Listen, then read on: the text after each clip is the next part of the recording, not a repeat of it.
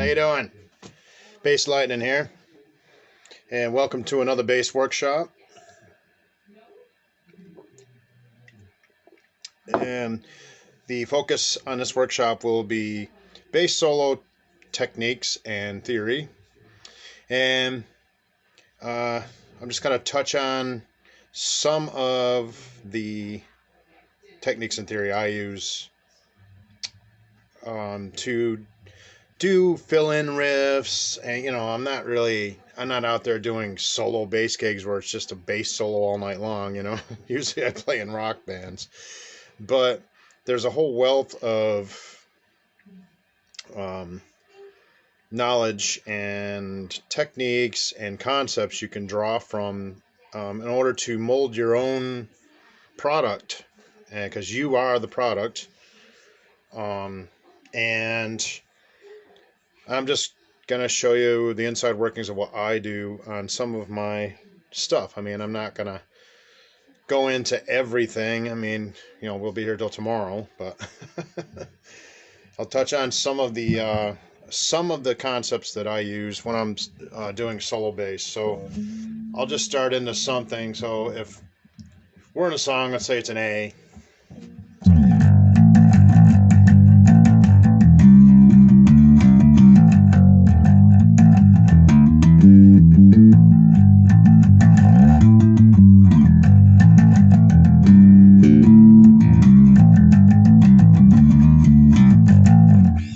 Now, what I do when I'm riffing, instead of just playing it square, I could just do.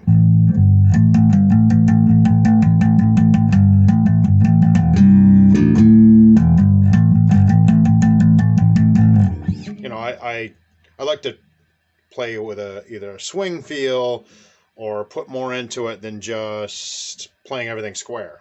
That's just that's me. But so what I will do is I'm just going to incorporate the theory in with the technique instead of doing two separate chapters within the same workshop on this topic. So I'm just going to tell you what I'm using and how I do it. So in certain examples, so if I take the A progression,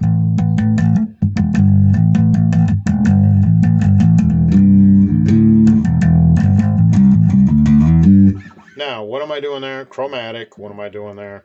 Combined with pentatonic. Remember I told you I combine scales all the time? Well, right there. I just did it. So.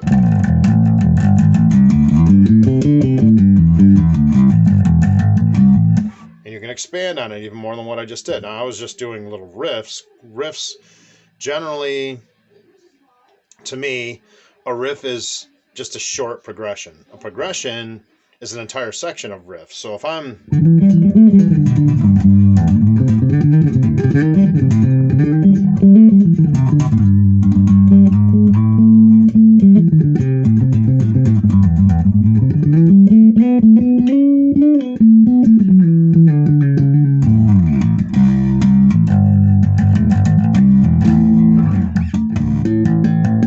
that's a progression. A riff, would be if I'm within the section that I'm playing. So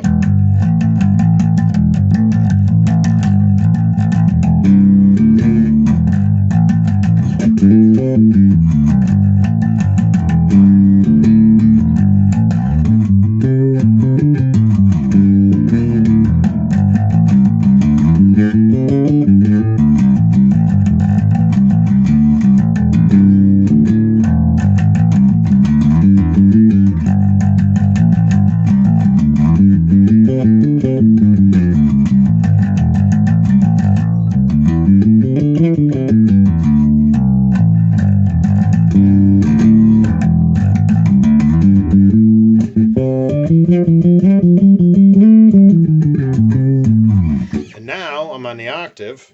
So when I'm up on the octave, which I consider third position and fourth, because you're up as high on the register as you have notes, even with this full scale bass. So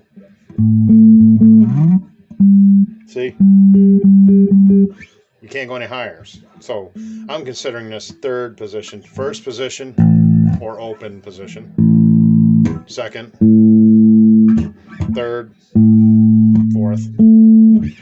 So the difference between riffing a riff and a progression really is just the length of measures, because it's basically the same thing. It's just one's played for a longer duration. A progression is what I've always used as kind of the meat of the section that you're playing. It's you're digging in, you're doing multiple riffs in there and grooving without overplaying, locking in with the drummer, making sense with the song. There's that taste can't be taught thing again. So that's it. Where it's allowed, you can put your riffs in there. So if I'm doing that same, I don't want to go too fast, so now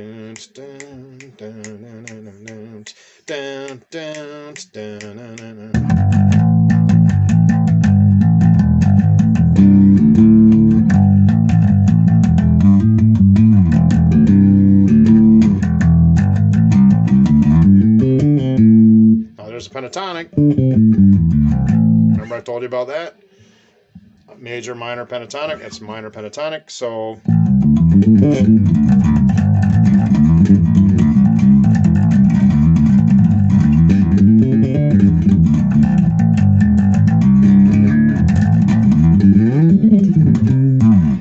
you can go up and you can do all kinds of progressions just in the pentatonic scale. I didn't even break out of the pentatonic scale there.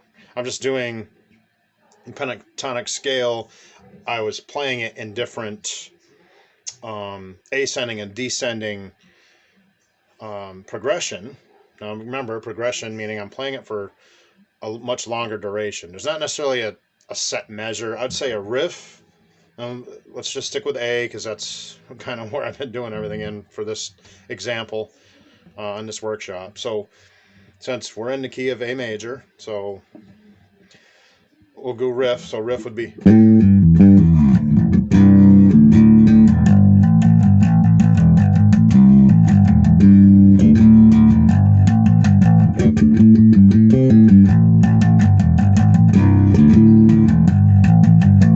Now progression, I would be.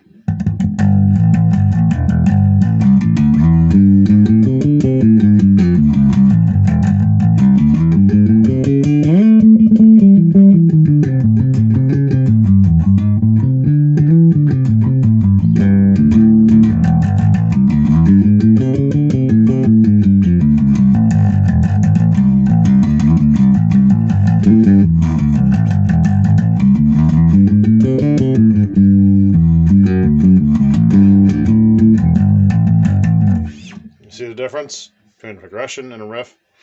Progression is usually way more busier, longer duration. So if there's a, like say a crescendo in a solo section where a guitarist is doing his thing and you're being supportive. Now let's say he breaks it up and he just kind of hangs on a couple notes, does some bends. Now there's a spot where you can jump in there as a bassist and do some cool riffs along with the drummer's accents and whatever he's doing without stepping on anybody's playing. Again, taste can't be taught. I'm going to say it 1,000 times over and over and over again. You need to pick things that fit the part of what you're playing. You know, that's just the way it has to be. If not, it just doesn't make sense. It doesn't really sound that good. It just sounds like a big garbled mess if you don't do that, you know. So, all right. So I'm going to get a little bit more into technique. So I do a lot of tap on, hammer on, thumb and snap, which is funk bass. And stuff like that for riffing and solo techniques. Sometimes I'll do it in a song, not a lot, because again, it breaks away from what the song is supposed to be doing, and you don't want to do that. You got to keep your phrasing proper so the song sounds like the song. So I do a lot of tap on. So.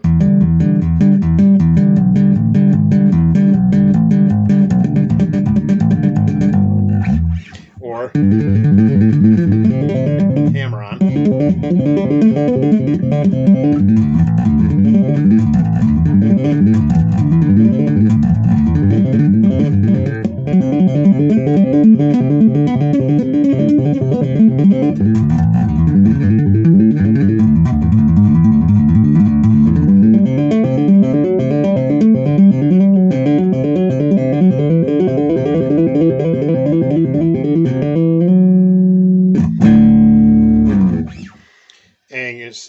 use hammer-on. So now, as far as me showing you how to do that, you need to know how to do hammer-ons and tap-on. Tap-on is more of where you're just tapping the notes, not pressing the notes and pulling off the fretboard. Now, some guitar players do it this way. I've always scooped inwards. So some guitarists and bassists do it that way. I go inwards. So it's just 1, 2, 3. So da da da da da da. Remember the triplets? Remember, it goes back to my theory workshop. Triplets. 3 notes per 1 beat. That's the way it will be written on the stave. I'm trying to connect everything here every time I do a workshop. Now, going forward. So.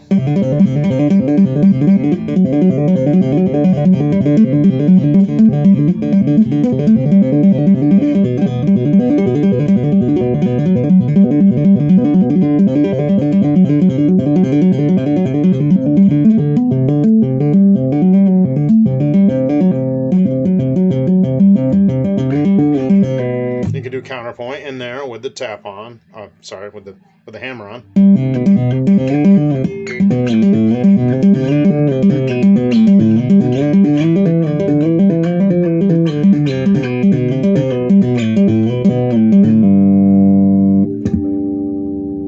See how that works? So you can combine those to make a really interesting, I would say, progression. You can use riffs on the shorter end if you're just gonna. That's usually what I do, is in a riff concept, because you don't usually have enough time to do an entire progression through an entire section. I mean, and everybody's in the band's gonna be going, "What is he doing?" You know. But you get your little spots where you can do it. You know. So if you combine tap-on with hammer-ons, and I'll combine 3 techniques here, and when I'm done building this example for you all. So let's just start with tap-on.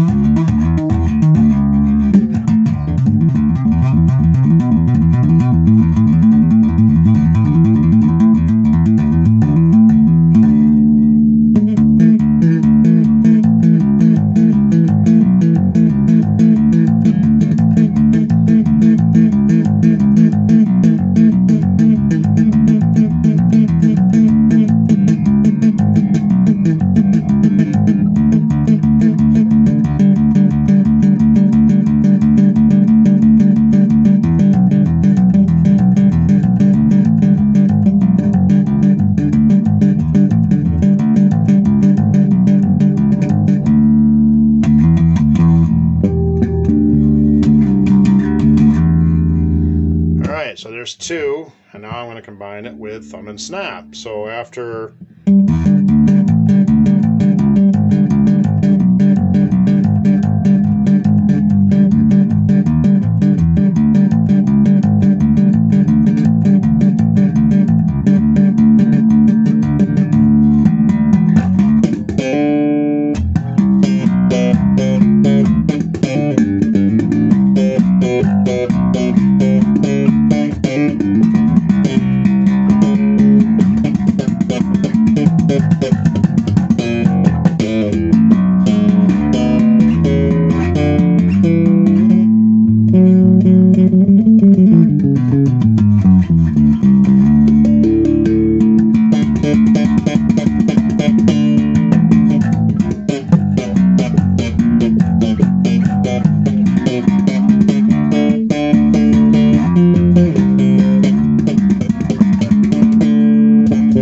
So there you go. So you can put the three together. You can use all three techniques, or there's more. You can add on more stuff, more techniques, harmonic, and add harmonics in there, maybe some pinch harmonics. You can just, I always resolve in a fingering, with the finger style, because then it kind of brings it back to the feel that you're playing in a particular song that you're playing. Unless you're doing an all funk song where it's funk based all the way through it, then you just go back to whatever it was, the technique you were using to play the main A section of that song, the main recognizable parts of the song, so to speak. So yeah, that's basically where I come from. I just showed you three. Obviously, there are many more that I could show you, but for the sake of time and example, in a lot of what I do, I mean, I could bring in some picking. I could bring in some. You can just keep layering and layering and layering and layering and layering and layering. It's just nonstop. But you have to also remember that you have to think about what you're supposed to be doing in the context of a piece. You need to know what your parts are, and then you work around that with what spots do you have where you can play one of your improvised riffs to make it sound cool while maintaining the integrity of the song and playing with good taste. And that's really what it's all about, and that's what makes the greatest bass players out there great, is they know how to do that very well. And guitarists, it's the same. Drummers, it's the same. Keyboardists, it's the same. Trumpet players, saxophone players, it's all the same.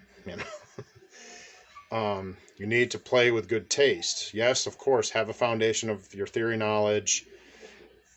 It helps to be able to sight read as well as play by ear. Regardless of what your strong point is. My strong point has always been my ear more than my sight reading. I don't rely on sight reading to get shows and stuff like that, and to get through, or auditions or any of that kind of stuff. I can just play it, However, it's good to have the sight reading skill, like I did on my sight reading workshop that I presented.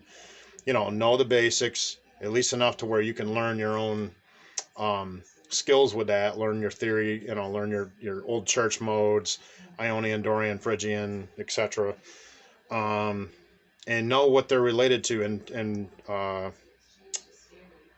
in terms of how you're relating that to what you're playing on the fretboard chemistry, and how it all interlinks together. Like what I was showing you earlier on my other workshop with triads, major and minor triads, very important. And intervallic relationships, very important. Scale degrees, and how they relate to the intervallic inclining and declining notes on the fretboard. That's very important. So, keeping in mind that you need to be able to put it all together without overthinking it and making it your own. Make it your own thing. Don't try to be somebody else. Even if you're in a tribute band, don't try to be somebody else, even though that's what you're doing. Do your parts, yes, of course, and you're being somebody else. But within the midst of your own playing and your own style and what you're doing, be yourself.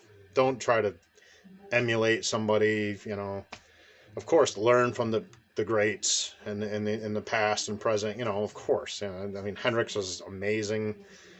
He was an ear player who memorized melodies and stuff like that. He wasn't a music school grad, but he wrote some of the best music of all time, So having that instinct and having that good feel are things that cannot be taught in a classroom. I will say it 1,000 times, and I don't care what anybody says. You cannot teach that stuff. It just does not. Sometimes it conveys, sometimes it doesn't. And that depends on the individual and the person. As I said before, I'm not a music teacher. I'm not a bass teacher. I'm not a guitar teacher. I played drums for a long time too, which is where my good sense of timing and tempo come from. So in relating this to the bass neck, like I said in the other workshops, know your neck, know where all the notes are. I can take and you can name a note, and I can just play it, you know. So, okay, D flat. D flat with the octave. D. F sharp. A sharp. Okay. F. F. Third position. F sharp. G. A. 12th fret. Remember what I was talking about positioning? Positioning is very critical too, because that's what gives you what position you are on the fretboard and what effect you wanted to give with the notes that you're playing in the context of the octaves. And remember, scale degrees, that comes into play here again as well. Everything that I am telling you here is all verified through the theory studies, and it's not my subjective, okay, well, this is what I think. No, it's written in stone, you know what I mean? And that's the foundation for how you create your own style through your own studies and playing, and so you don't end up sounding like a robot. And there are some people out there like that.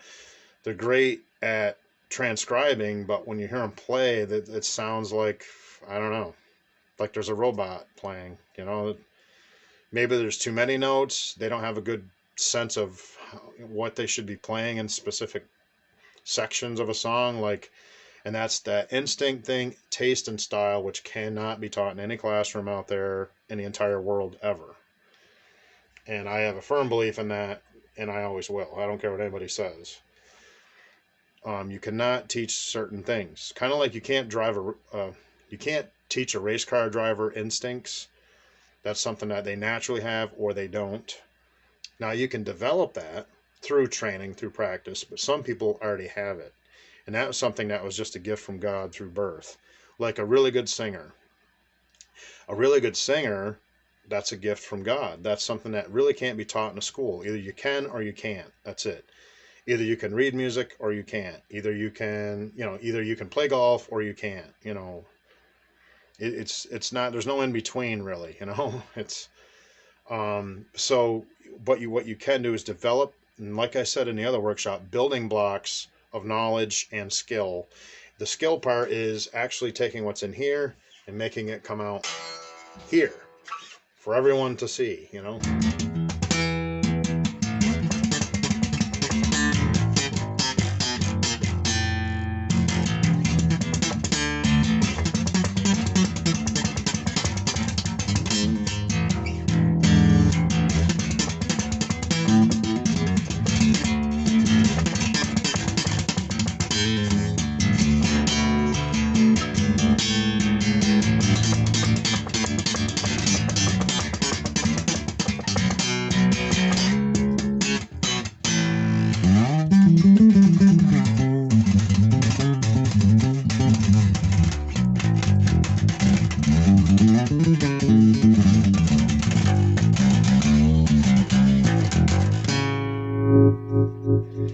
You know, so just take, and it just comes from within your heart, within your mind, within your soul, within your passion for your instrument, within your passion for playing. Now, not everybody has that. Not everybody is a musician. You know, I understand that, you know. You know, this isn't for everyone, that's for sure. But you know, I've over the years, I've just developed my own sense of my interpretation about how I understand everything on my bass guitar or guitar when I'm playing doesn't come from something I've invented in my own head. It comes from music theory and practice, you know, but I do develop my own. Now, once you built that foundation, remember when I talk about building blocks of skills, knowledge, and everything? Once you build that foundation, you start the foundation, just like building a house. Then you put up the framing, then you put up the walls, then you put in the floors. You know, you start the finish work, put on the roof, you know, the rafters, roof decking, roof. It's the same exact thing. I know I'm doing the analogy thing again, I know, but that is what it is. And the analogy matches exactly what I'm talking about. So once you get your foundation built, then you can build up from there. So that's when you take, and again, this is not a beginner workshop. This is more advanced, like 104, not 101. This is getting a bit more into the advanced stuff that I'm starting to trickle into my workshops. I can't make everything for beginners because I don't know. I'm not a beginner and I'm not really a teacher. I show you that you need to take things from a beginning point and practice things slowly and learn slowly until you enter at your own pace. And as you build the skills, you work on them, then you add more in. You need to push yourself out of the comfort zone in order to become better at anything, right? I used to do the same thing, downhill skiing, push myself out of the comfort zone. Okay, I might get hurt, but I'm going to try it anyway. Same thing with motocross, well, I want to hit that jump. I want to jump that cliff, so I had to get my bumps and bruises and scrapes and learn how to jump a cliff, It's the same idea, man. Same idea. And there's the analogy again, I know. But I can't help it. It fits, So yeah, I mean, that's basically it, is you just take what you know and then you build on it. That's it. You build on it and you build on it and you build on it and you keep going. You just don't stop. Because as soon as you stop and you're satisfied is when you're never going to be as good as you think you are. You need to push yourself beyond your comfort zone, beyond your comfort level. Be uncomfortable, make mistakes. Not necessarily live if you're being paid in an environment where you're on stage. Stick with the show and what you've rehearsed, But I mean in your own studies in your studio, like this is my space, this is my abode, this is where I create, this is where I work on my skills, this is where I practice guitar and bass, religiously, and so this is the place to do it. Out there on stage, no, unless it's like an open mic jam session or something. No, stick to your scripted parts and put on a good show and connect with the audience. I'm talking about just building your own skills as an individual player.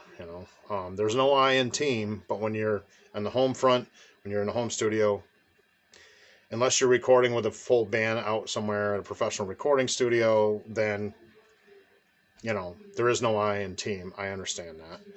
But there is when you're learning and you're working on your own individual skills, like what I'm showing here. So that's the best way I know how to articulate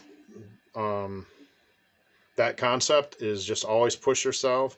Don't ever be satisfied. Don't think you know it all, because guarantee you don't. Neither do I. And that's just the way it is. And I don't think that, you got to leave the ego, check it at the door. There's no room for ego in the performing arts, or anywhere else really, because there's always going to be somebody who's more advanced than you. There's always going to be somebody who is less advanced than you. You're on a totem pole somewhere, but don't worry about it. My interpretation of my own playing, sometimes I'll convey things that I absolutely believe that I have pushed my playing way beyond any cover band could ever support right here in this workspace. Absolutely. 100%, 150%. But that does not mean I go out there with some kind of chip on my shoulder or ego thing and, oh, well, I'm wonderful, I'm great. No, I just go out, connect with people. If I'm on stage, I do the best I can to play my rehearsed parts and connect with the band, get a good sound, don't play too loud, get a good mix, and just go with the show. You need to focus on what you're supposed to be doing, not just in your parts, but in your mix and your volume, with the sound guy if you have one, all those components. And you shouldn't have to really work on it. It should just happen because you're prepared yourself. That's the big thing. Self-preparation is as important as anything else out there. Anything. And that is what determines really, somebody who cares or somebody who just doesn't care and takes it for granted. You can see it in their performance, because they make mistakes. They're late on parts, on cues, etc., etc. And maybe the audience doesn't notice all that, but the other musicians certainly do. And the managers deal with a lot of bands, and they have their pick of the litter out there. So give yourself present a product that is the best you can make it, and so that you can be competitive with the other projects around in whatever given region you're in. There's good projects out there, and there's projects that are kind of mediocre that still get work because they do the right thing in their show with connecting with the audience, playing the right material, put on a good show, and all that. Even though other musicians may criticize them and say, well, they're not really that good. Yeah, but they're out there doing it consistently, aren't they? Because they put on a good show and they connect with the audience and they do what they're supposed to do professionally to satisfy the management. And honestly, that's all that really matters. If you want to make money and get hired back, that's what you got to do. Now, on the other flip side of that, the musicianship side of it, of course, you want to be good. You want other musicians to look at you and go, wow, that guy's good. But if they don't, and you're good, don't worry about it. I don't really worry about what other musicians think of my playing. I think, there's been some mouthy idiots out there, of course, online. And, there's been people who I've ended projects with on a bad note. And there's been some projects that I ended with on a good note, and that's just part of the music business no matter where you go. It's not just Vermont. That's anywhere. That's California. That's Louisiana. That's, it's the same thing. There's drama, and it's why I don't really miss the band thing, because I just, you got to drive somewhere, you burn your gas money, you don't make that much at the gigs, and you got to put all this time into it, time away from your family, and I've explained this stuff before. But, I may get out there again someday, but it'd probably be where I run the project myself and book it and do everything from my home base, and then people can come to me and you can spend your gas money and put wear and tear on your vehicle. I've been doing it for years. But that's about it. Not really ranting. I'm just kind of giving my outlook on the whole band thing, because this all ties in with it. And I appreciate everyone who watches my workshops and everyone who follows me on my social media, because basically it's just music or muscle cars. I don't talk about politics. I don't talk about sexual orientation. I don't rant about what politician I support or any of that kind of stuff. Like, I see other people out there going on and on about it. It doesn't accomplish anything on social media. Nothing. All it accomplishes is ending friendships with people who you normally would have been friends with. Maybe you can be friends in real world, but you can't on social media because you support somebody different politically. I mean, ridiculous, So just don't even talk about it. You're better off. I don't push my political views out there. I have a right to believe in what I think is right and who I vote for, and what I believe may not be what you do, what you believe, what you think, or you might not agree. That's fine. If you think I'm ignorant because of that, think again. I'm about the furthest thing from ignorant there is. But everybody has their own beliefs and things that they, you have the right to believe what you want, and everybody doesn't all have the same beliefs or concepts, kind of like with music and with an instrument, Politics drive people apart, music bring people together. Remember that? I've said that before. So, basically, if you look at my YouTube channel, it's a lot of the same content that's on here, Basslightning 666. There's some different stuff on the earlier video history if you go on there. I have a lot of videos. I don't know. I can't remember the exact number. It's over 200, though. Over 200 videos.